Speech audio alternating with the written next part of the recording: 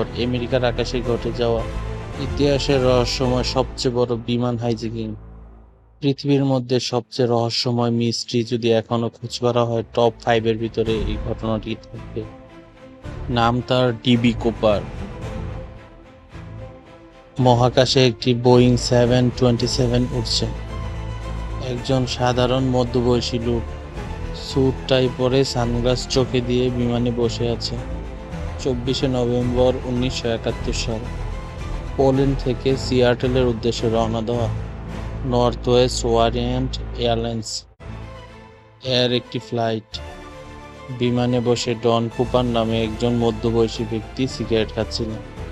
বিমানটি ওড়ার কিছুক্ষণ পর ফ্লাইট অ্যাটেন্ডেন্টকে ডেকে সে একটি চিঠি ধরিয়ে দেয়। প্রথম অবস্থায় ফ্লাইট অ্যাটেন্ডেন্ট ভেবেছিল হয়তো কোনো যাত্রী তাকে প্রেম প্রস্তাব দিচ্ছে বা তার সাথে কোনো ধরনের ফ্লার্টিং করছে। চিঠিতে স্পষ্টভাবে লেখা ছিল, আমার কাছে একটি বড় ধরনের বোমা আছে। মূলত ড্যান কুপারের দাবি ছিল $2 লাখ আর 4টা প্যারাশুট। এফবিআই কুপারের সব দাবি মেনে নেয়। সিয়াটেলে 36 জন যাত্রী ছেড়ে দিয়ে কুপার টাকা এবং প্যারাশুট বুঝে নেন।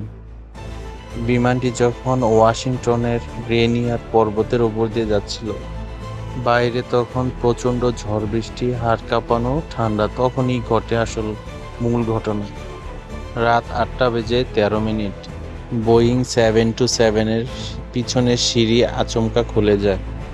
10,000 ফুট উঁচুতে প্রচণ্ড ঝড় বৃষ্টির মধ্যে 20 কেজি ওজনের টাকার ব্যাগ পিছনে বেঁধে মাঝ আকাশে ঝাঁপ দেন ডিবি কুপার।